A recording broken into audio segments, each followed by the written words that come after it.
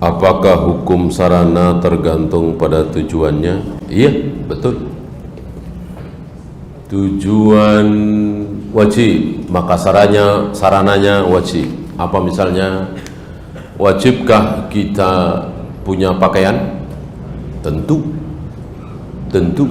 Kenapa? Karena menutup aurat itu wajib. Atau sholat misalnya. Sholat itu wajib menutup aurat. Maka punya baju, punya pakaian untuk menutup aurat wajib. Gitu ya. Bagaimana dakwah? Apakah dakwah harus dengan yayasan, harus dengan organisasi? Tidak kan? Kita nggak ada yayasan, nggak ada organisasi, bisa dakwah nggak? Bisa. Tanpa partai bisa berdakwah? Bisa. Justru dengan itu semua kadang bikin pecah belah. Ya.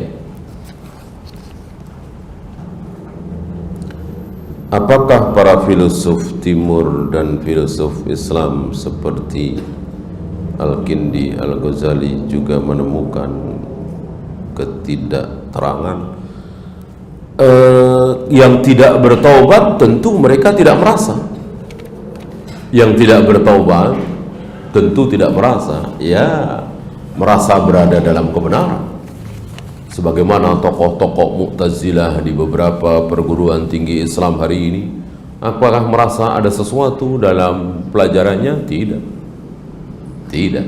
Yang menemukan, yang bertobat, ya seperti kalimat terakhir beliau, man jarraba misla tajribati, barang siapa yang menguji, mencoba seperti yang aku coba, insya Allah dia akan tahu. Kalau yang tidak mencoba, tidak. Dia asyik dengan pelajaran filsafatnya, gitu. Tidak membandingkan bagaimana manhaj ahlus sunnah, meyakini ayat, meyakini hadis apa adanya. Ya. Dan ini kan banyak sekali. Yang tidak bertaubat kan banyak sekali. Ya. Ada Ibnu Khaldun, ada Ibnu Sina, ada macam-macam. Dan ucapan mereka mengerikan. Bahkan salah satu ucapan Ibnu Sina itu,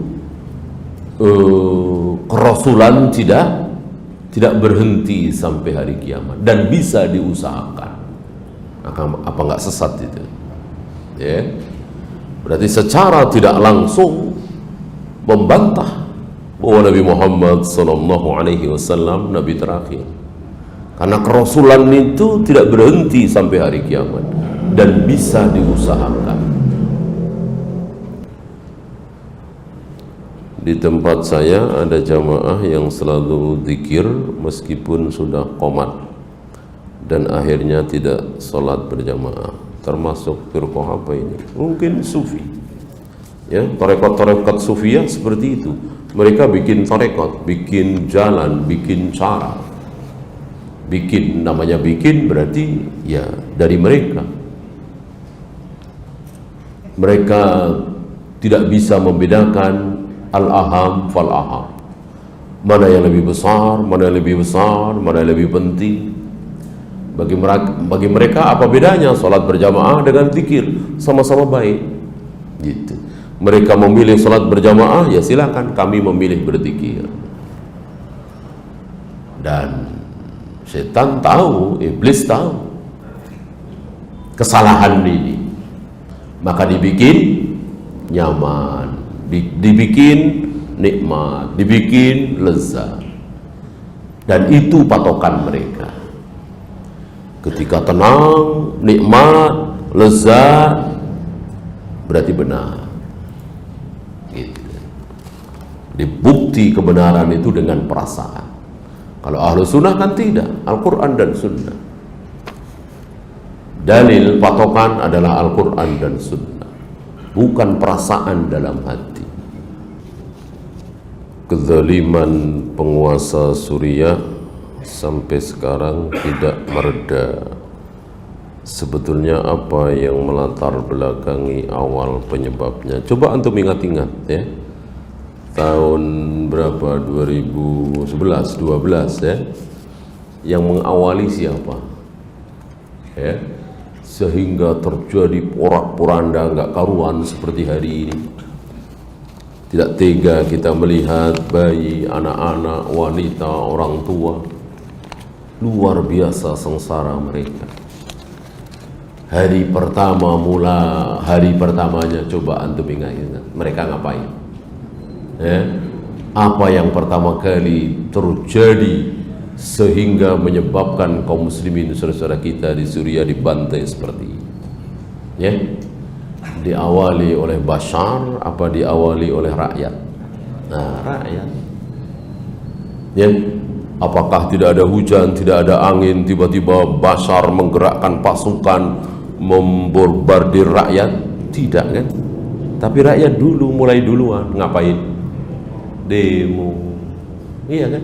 Itu yang terjadi kan? Ya, 7 tahun yang lalu kira-kira begitu. Ikut-ikutan Mesir, ikut-ikutan Libya, kan begitu. Ini dia. Maka tidak tertutup kemungkinan terjadi di diri kita, di negeri kita, ketika terus berdemo-demo, maka tidak ada kebaikan dalam demo. Bahwa Bashar ini zalim luar biasa, terkena syubhat Rafidah, tapi kan tidak dari awal memaksa kaum muslimin harus ikut akidah saya, harus Syiah, harus ini, enggak kan? Masing-masing saja. Rakyat Syria hari itu kalau mau sholat berjamaah bisa, kalau mau ngaji sunnah kalau memang ada bisa, enggak dilarang oleh Bashar.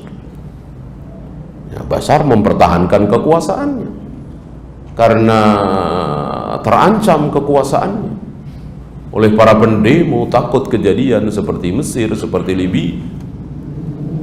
Itu dia.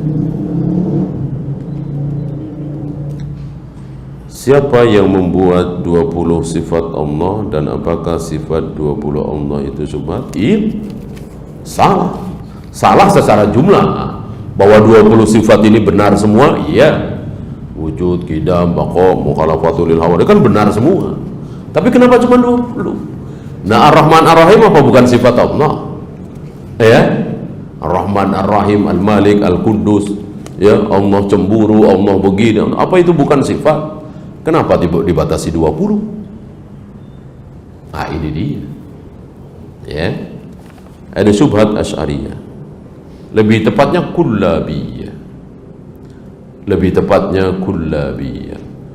Karena Abu Hasan al-Asy'ari taubat, rujuk ke manhaj salaf, maka memakai nama beliau untuk sebuah kesesatan tidak tepat.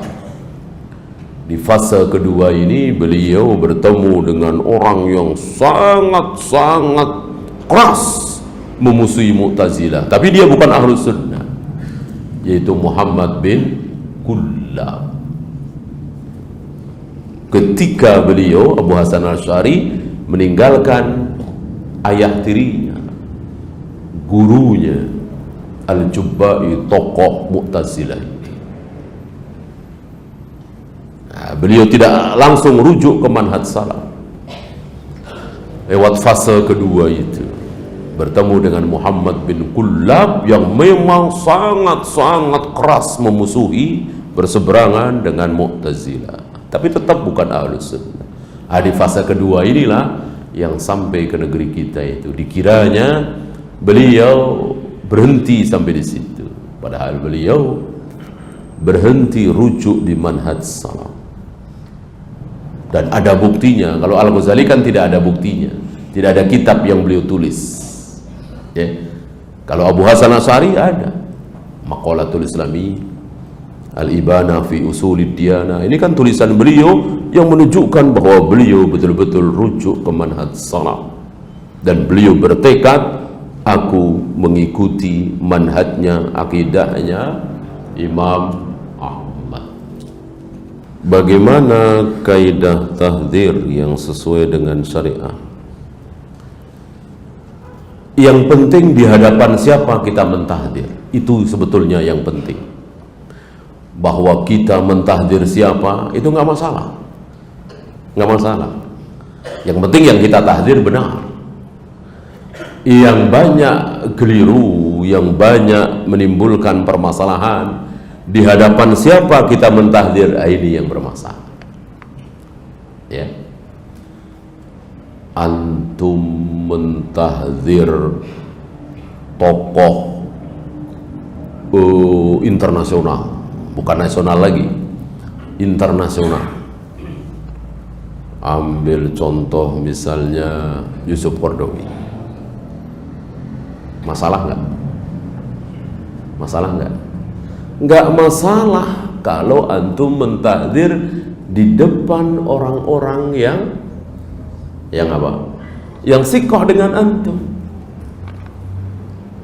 Antum mentahdir beliau di hadapan anak istri antum. Masalah nggak? Nggak masalah. Ini kalau beliau ceramah nih, jangan dengerin ya, sesat nih, nggak ada masalah. Namanya anak istri, oh ya bang, oh ya pak, ya kan? Umumnya kan sikoh dengan kita, kepala keluarga, atau antum punya murid antum di SD misalnya, SMP misalnya, ya, atau anak buah misalnya. Yang jadi masalah antum tahdir secara luas. Internet misalnya, Facebook misalnya, tentu itu bermasalah. Itu di situ, ya. Maka hindari. Antum kira ketika antum menyampaikan kebenaran di Facebook, di WhatsApp, di internet, lalu orang-orang mengatakan, oh iya, oh baru tahu saya, apa begitu? Enggak, caci maki antum. Padahal yang antum sampaikan baik.